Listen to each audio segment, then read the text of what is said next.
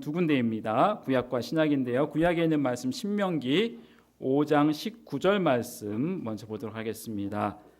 신명기 5장 19절 말씀 대화된 성경 구약 269쪽에 있는 말씀입니다. 신명기 5장 19절 말씀 우리 한 목소리로 합독하겠습니다. 시작. 도둑질하지 말지니라. 아멘. 신약에 있는 말씀 에베소서 4장 28절 말씀 한 절 더 찾도록 하겠습니다. 신약성경 315쪽에 있는 말씀입니다. 에베소서 4장 28절 신약 315쪽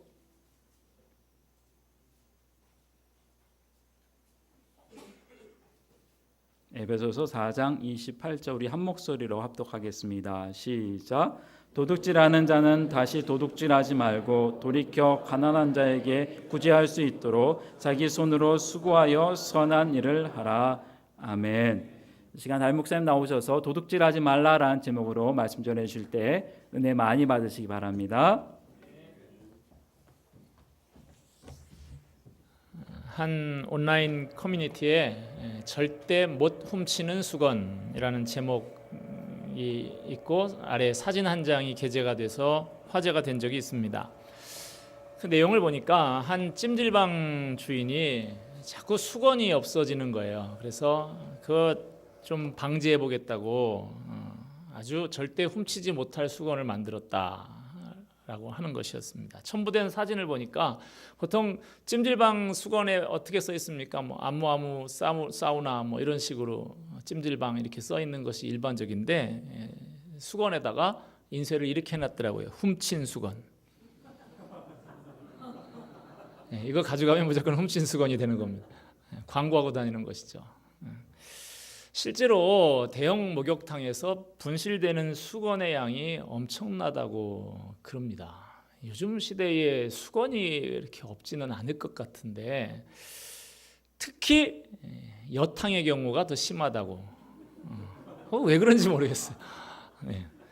그래서 남탕은 그래서 수건을 자유롭게 쓰게 하는데 여탕의 경우에는 뭐 들어갈 때 그 카운터에서 한두 장 주고 뭐 이렇게 하는 거 저도 봤어요. 과거에 그 여성가족부에서 이거 남녀 차별이라고 시정 명령을 내린 적이 있답니다. 그러니까 목욕탕 업주들이 그렇게 하면 수건이 남아나질 않는다고 항의를 했대요. 그래서 그러면 어디 한번 실험을 해보자. 그래서 수건 100장을 가지고 실험을 했답니다. 그 결과 여탕에서 일주일 만에 80%가 없어졌대요. 남탕은 오히려 늘었답니다. 이유는 남자들이 집에서 갖고 온 수건도 안 가져간대요. 그래서 늘었다는 얘기도 있습니다만은 여성 여러분 각성하시기 바랍니다. 오늘 우리가 읽은 10계명의 제8계명 도둑질하지 말라라는 계명입니다. 출애굽의 구원 사건을 경험한 하나님의 백성들의 삶은 이래야 한다라고 권면하는 내용입니다. 오늘 우리가 읽은 두 번째 본문 에베소서 4장 28절에서 사도 바울은 성령을 받고 새로운 삶을 시작하는 교인들에게 권면하기를 도둑질하던 사람은 다시 도둑질하지 말고 자기 손으로 수고하여 선한 일을 하라라고 권면합니다. 진정한 영적 부흥을 체험한 사람들의 삶에는 이러한 변화가 구체적인 변화가 일어나는 것이 당연하다는 것이죠. 1904년 영국 웨일즈에서 큰 부흥이 일어났습니다. 교회마다 큰 부흥이 일어나고 사람들의 삶이 변화된다라는 소문이 퍼져나갔습니다.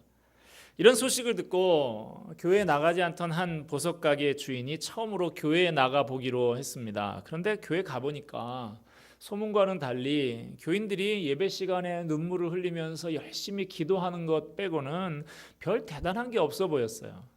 아니 부흥이니 뭐니 하더니만 별것도 아니구만 하고 다시는 내가 교회에 다니지 않겠다라고 그렇게 마음을 먹었어요. 그런데 며칠 후에 그 사람이 운영하는 보석 가게에 한 젊은이가 찾아왔습니다. 주머니에서 보석 몇 개를 꺼내 놓는 거예요. 그러면서 자기가 전에 이 가게에서 보석을 훔쳤었다고 용서를 구합니다. 아니 어떻게 이런 결심을 하게 됐느냐, 나는 이거 없어진 것도 사실 잘 몰랐는데, 그랬더니 이 사람이 하는 말이 내 마음에 성령이 임하셔서 내가 회개하게 됐다라고 고백을 했습니다. 그 말을 들은 보석가게 주인이 마음을 고쳐먹고 다시 교회에 나가게 됐고, 그 사람 역시 예수님을 영접하고 부흥을 경험했다 하는 것이죠. 1907년 평양에서 대부흥운동이 있었죠. 그 당시에도 앞서 말씀드린 것과 유사한 사건들이 많이 일어났다고 역사는 기록을 하고 있습니다. 당시 평양 대부흥운동을 현장에서 직접 목격했던 스왈런 선교사가 이런 기록을 남겼습니다. 부흥을 체험한 성도들은 단순히 감정적인 회개로만 끝나지 않았다.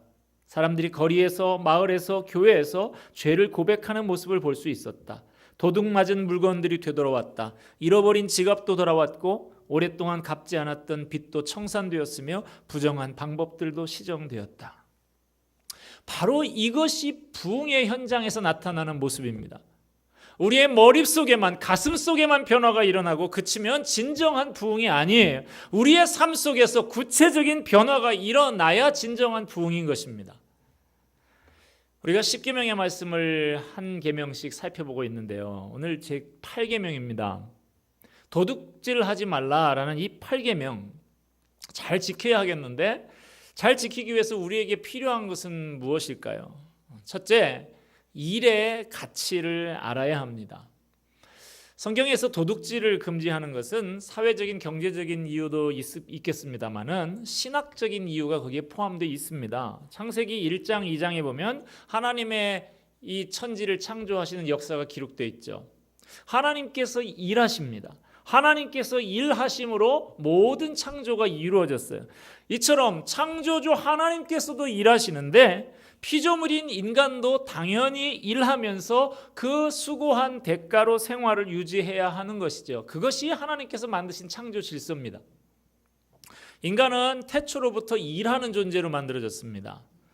흔히 인간의 최초의 보금자리였던 에덴 동산은 일하지 않고 날마다 먹고 마시고 노는 곳이라고만 그렇게 생각하는 경향이 있는데요. 그러나 에덴 동산은 먹고 놀기만 하는 곳이 아니라 일터였다라고 성경은 기록하고 있습니다. 창세기 2장 15절 말씀입니다. 여호와 하나님이 그 사람을 이끌어 에덴 동산에 두어 그것을 경작하며 지키게 하시고, 하나님은 사람에게 에덴 동산을 주시면서 그것을 경작하게 하셨습니다. 에덴 동산은 맨날 먹고 놀고 마시고 하는 곳이 아니라 땅을 일구고 가꾸는 곳이었다라고 하는 것입니다. 사람은 부지런히 일하면서 자신의 일한 그 수고 열매를 정당하게 받도록 그렇게 질서 지어졌습니다. 창조되었습니다. 이것이 하나님께서 만드신 창조 질서예요. 그러므로 도둑질하는 것, 부당하게 남의 재물을 수고하지 않고 얻는 것, 이것은 하나님의 창조 질서를 파괴하고 하나님 앞에 도전하는 것입니다.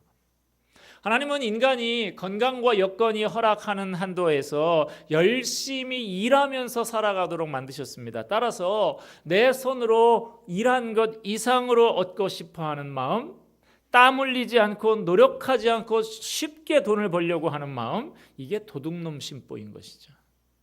우리나라에서는 예로부터 이런 사람들을 불안당이라 그랬습니다. 안이불자에다가 땀 한자를 써서 땀 흘리지 않고 이익을 추구하는 무리라 하는 그런 의미죠.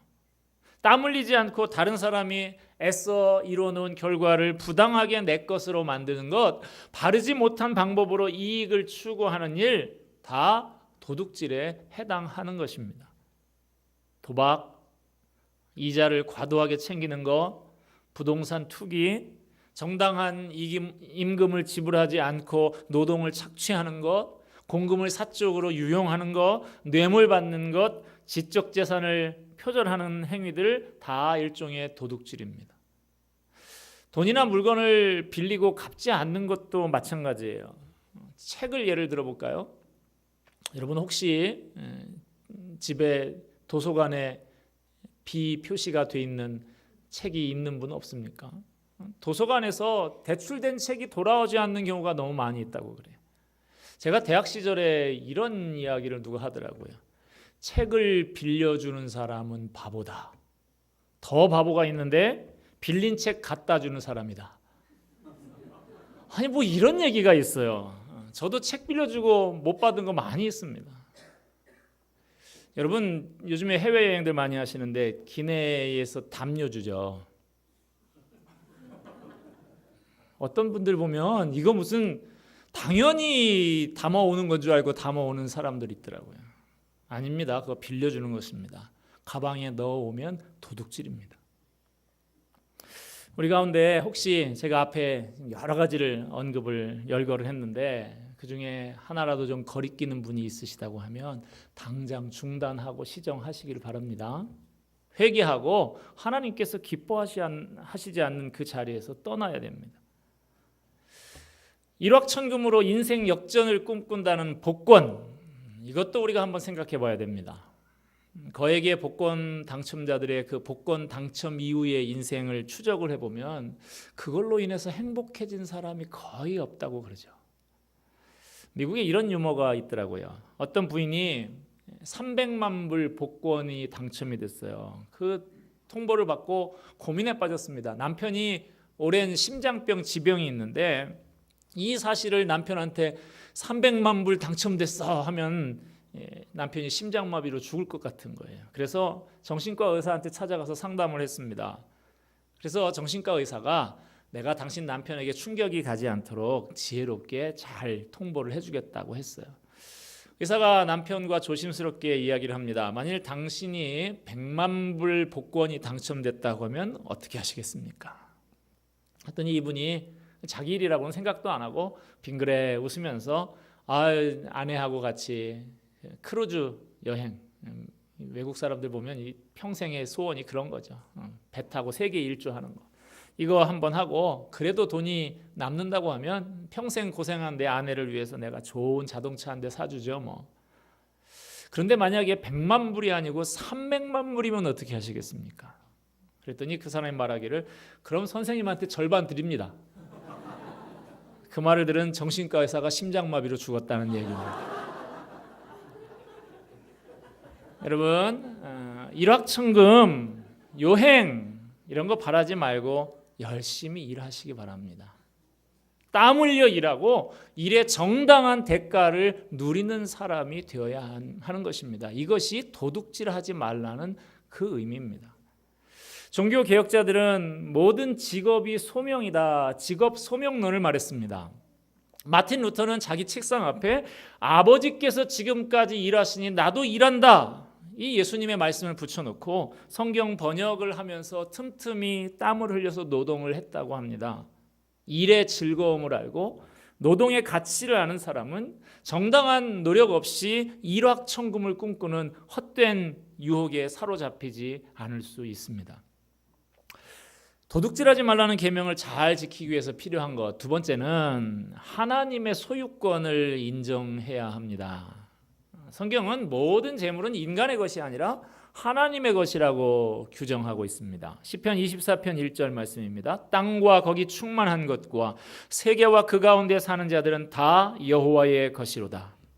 시편 50편 10절 11절 말씀, 삼림의 짐승들과 뭇 산의 가축이 다 내 것이며 산의 모든 새들도 내가 아는 것이며 들의 짐승도 내 것이미로다. 신명기 8장 17절 18절 말씀 읽어드립니다. 내가 마음에 이르기를 내 능력과 내 손의 힘으로 내가 이 재물을 얻었다 말할 것이라. 내 하나님 여호와를 기억하라. 그가 내게 재물 얻을 능력을 주셨습니다.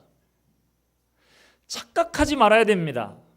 현재 우리가 가지고 누리고 있는 모든 재물이 우리 소유가 아니라는 것을 명심해야 됩니다. 이 세상 만물이 다 하나님이 만드신 것입니다. 하나님의 소유라고 성경은 분명히 말씀하고 있습니다. 우리가 어떤 것을 부당하게 소유하려고 하는 욕망을 갖는 것은 하나님께서 이 모든 물질의 주인이시라는 것을 잊어버리기 때문이에요. 이 모든 것의 주인이 하나님이시라고 하면 우리가 너무나 그 물질에 목을 메고 부당한 짓까지 할 필요가 없지 않겠습니까? 이 세상 모든 것이 하나님의 소유가 분명하다고 하면 지금 우리가 누리는 모든 것은 하나님께서 우리에게 잠깐 맡겨주신 것들이죠. 우리는 하나님께서 잠깐 맡겨준 것들을 관리하는 관리자에 불과합니다.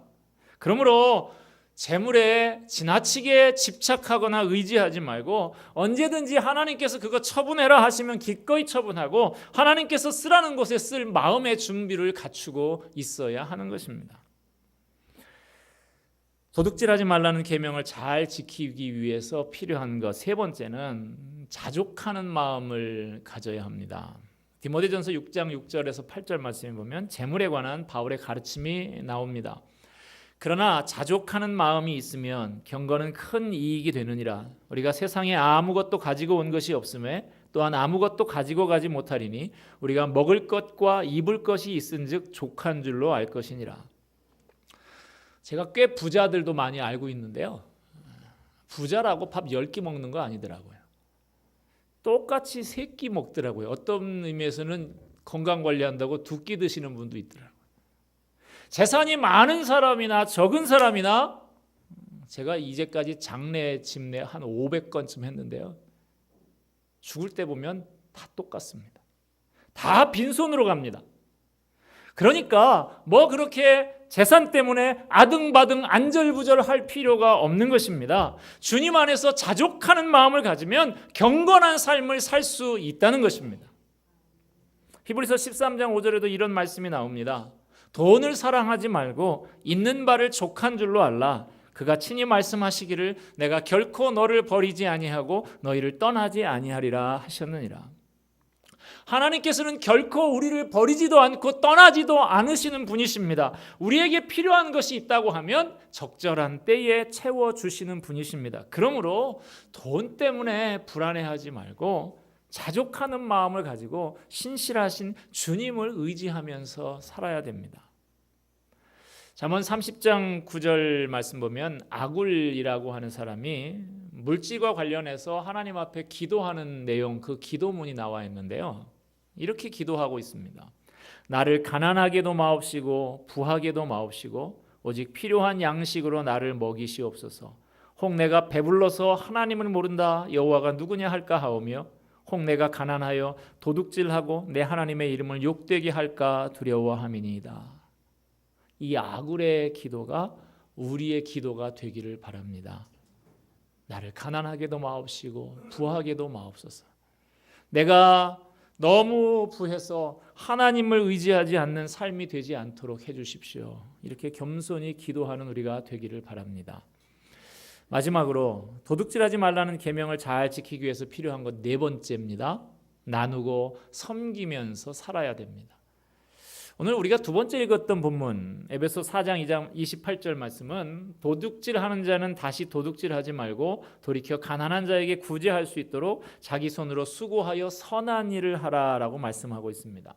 10계명의 제8계명 도둑질하지 말라라는 계명은 남의 재물을 훔치지 않는 것으로 끝나는 것이 아닙니다. 먼저 제 손으로 수고해서 선한 일을 할 때 그 계명을 온전히 지키게 되는 것입니다. 어린아이들 같은 경우는 일방적으로 받기만 하면서 살지요. 그러나 이 아이들도 차츰 성장해 나가면서 점차 다른 사람들을 섬기고 다른 사람들과 나누는 일들이 많아지게 됩니다. 그런 의미에서 보면 섬기고 나누는 일을 더 잘하는 사람일수록 성숙한 사람이라고 할 수 있을 것입니다. 저 경주 지방에 가면 12대 동안 만석군을 계속 유지했던 유명한 부잣집, 여러분 들어보셨을 거예요. 최부잣집이라고. 이 집안에 대대로 내려오는 교훈이 있습니다. 재산은 만석을 넘기지 말아라. 나그네를 후하게 대접해라. 흉년에는 남의 논밭을 사지 마라. 며느리들은 시집 와서 3년 동안 무명 옷만 입어라. 사방 백리 안에 굶어 죽는 사람이 없게 해라. 이 조상대대로 내려오는 이 교훈을 지키기 위해서 재산이 자꾸 늘어나서 만석이 가까이 되니까 만석을 넘지 않기 위해서 이 소작료를 거의 공짜에 가깝게 대폭 낮춰줬답니다. 그러니까 이 주위 소작농들은 자기들을 위해서라도 이 최부잣집에 점점 땅이 넓어지기를 그렇게 바라게 되는 것이죠. 소작의 수입도 3분의 1은 집안을 위해서, 3분의 1은 나그네 대접을 위해서, 3분의 1은 주변 빈민들을 돕기 위해서 썼습니다. 이 집이 땅이 얼마나 넓으냐? 정원이 10,000평이라고 그래요. 대지가 2,000평이랍니다. 99칸이나 방이 되는 대저택을 소유한 부자입니다. 당시에는 임금님만 궁궐만 100칸을 지을 수가 있었고 일반 대중은 100칸을 지으면 역적이라고 99칸까지만 지을 수 있었다는데 그 당시 지을 수 있는 최대의 집을 지은 그런 큰 부잣집이에요. 그런데도 이 모든 식구들이 근검절약 정신이 몸에 배어 있답니다. 보릿고개 때가 되면 주변 사람들이 고생하는데 우리라고 쌀밥 먹을 수 있냐? 그래서 집안 식구들이 다 쌀밥을 먹지 못하도록 했다고 그래요. 일제 강점기에는 독립군에게 자금을 지원했고 마지막으로 영남대학 재단에다가 재산을 희사한 것으로 알려져 있습니다. 하나님께서는 당신의 백성들이 이웃의 소유도 소중히 여길 줄 알고 정당한 방법으로 소득을 얻기를 원하십니다. 또한 주님의 은혜를 입은 사람들답게 다른 사람을 섬기고 나누는 일에 재물을 사용하는 것을 원하십니다. 돈은 하나님께서 우리에게 주신 축복일 수도 있지만 한편으로는 성경은 말하기를 일만하게 뿌리가 된다. 돈을 사랑하는 것이 일만하게 뿌리다 이렇게 말을 합니다.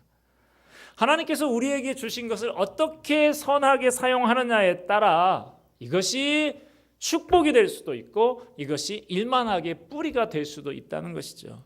이것을 어떻게 선하게 사용하느냐 이것이 제8계명의 관심사인 것입니다. 여러분 열심히 일해서 넉넉한 재물 얻으시기를 바랍니다.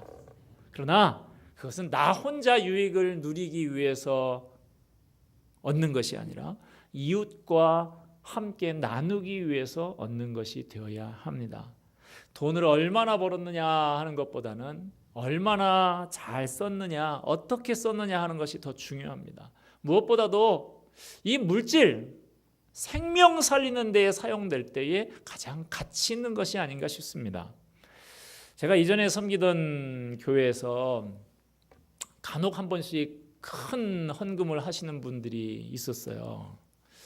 한 권사님은 그 족발집 하시는 권사님인데 장충동에 족발집들이 쫙 있죠. 거기서 제일 큰 족발집 하는 권사님인데 이분이 간이 아주 안 좋아지셔서 간 이식 수술을 받게 되셨습니다. 그래서 얼마 후에 다 회복이 되셨어요. 하나님께서 나에게 이렇게 새 생명 주셨는데 이렇게 내가 돈 많이 버는 것 이거 의미 있는 데다가 써야겠다. 뭐에다 쓰면 좋을까 기도하는 중에 저한테 신방을 좀 오세요. 그래가지고 제가 신방을 갔더니 그렇게 저한테 부탁을 하더라고요. 목사님, 저 돈 좀 법니다. 그런데 이제 새 생명 덤으로 사는 같은 인생 사는데 이거 하나님께 드리기로 했습니다. 어떻게 드리기를 원하냐면 내가 전 세계 곳곳에 선교지에다가 교회를 10개를 짓고 싶다고. 그 비용이 얼마 들든지 내가 다 될 테니까 목사님이 그곳을 소개만 좀 해달라고 그렇게 이야기를 하는 경우를 봤어요. 또 한 형제님은 유명한 세계적인 금융회사의 임원으로 계시던 분인데 이분이 어린 자녀를 데리고 비행기를 타고 미국으로 가고 있었는데 비행기 안에서 갑작스럽게 이 아이가 좀 발작적인 어려운 일이 생겨서 아주 위기를 넘기고 거기에서 기도하면서 이 아이가 좀 회복되는 그런 경험을 한 다음에 하나님께서 이것을 통해서 나에게 주시는 깨달음이 뭔가 너 돈 잘 버는데 월급 웬만한 사람들의 10배 20배씩 받는데 그거 뭐에다 쓰냐 너는 그래도 내 자녀가 어려우면 생명 그 돈 없어서 그럴 일은 없는데 정말 생명이 위태한 이 사람이 있는데 돈이 없어서 수술비가 없어서 죽어가는 사람이 있으면 되겠냐. 이것 그런 목적으로 드려라. 하나님이 감동을 주시더래요. 그래서 생명 살리는 데 써주십시오. 그리고 1억 원을 가지고 왔어요. 한 형제님은 조그마한 사업을 하시는 분인데 사업에만 돈 버는 데만 열중하고 있다가 가정이 상태가 좋아지지 못했어요. 청소년 딸아이가 집을 가출을 했습니다. 그래서 기도하면서 안타깝게 여기다가 얼마 후에 그 딸이 돌아오고 난 다음에 정말 이거 돈이 중요한 것이 아니라 이 청소년을 살리는 일을 해야 되겠다. 우리의 다음 세대들을 신앙 안에서 똑바로 세우는 일에 내가 헌신해야 되겠다. 이렇게 결심을 하고 청소년 교육에다가 써주십시오. 그리고 또 1억 원을 들고 왔더라고요. 여러분, 우리가 물질을 어떻게 사용하느냐 하는 것도 신앙의 중요한 부분입니다. 지금 제가 자꾸 그러니까 아이고 이거 뭐 큰 이런 소리를 하시나 이렇게 생각하시는 분 계시는데 큰 금액이 아니어도 괜찮습니다. 내 물질, 하나님이 나에게 주신 이 축복, 이것들을 어떻게 사용하느냐, 이것이 우리의 신앙을 보여주는 그런 지침이 된다 하는 것입니다. 주님을 위해서, 하나님의 나라를 위해서, 생명을 구원하는 일을 위해서 과감하게 헌신하는 사람들, 이 사람들이 세상을 변화시키는 것입니다. 여러분, 머지않아서 나의 모든 것 다 내려놓고 갈 날이 옵니다. 아끼던 폐물, 저금 통장, 집 다 내려놓고 갈 날이 옵니다. 멀지 않아서 하나님 앞에 서게 되고 하나님께서 너는 내가 너에게 준 그 축복, 그 재물을 어떻게 사용했냐고 물으실 것입니다. 그때 재물이 우리의 믿음을 드러내게 될 것입니다. 우리가 하늘나라 갔을 때 우리에게 이런 일이 있으면 좋겠어요. 어떤 사람이 우리에게 찾아와서 당신 때문에 내가 여기에 올 수 있었습니다 라고 말하는 사람이 있게 되기를 바랍니다. 당신이 드린 그 선교비 때문에 내가 복음을 듣고 구원을 받을 수 있었습니다. 어느 외국 사람이 우리에게 찾아와서 그렇게 될 수 있었으면 좋겠습니다. 당신의 구제비 때문에 제가 어려운 환경에서 낙심하지 않고 힘을 얻어 여기까지 오게 되었습니다. 당신의 장학금 때문에 제가 이렇게 훌륭한 하나님의 사람으로 자라나갈 수 있었습니다. 이런 고백을 듣는 저와 여러분이 되기를 주님의 이름으로 축원드립니다. 기도하겠습니다.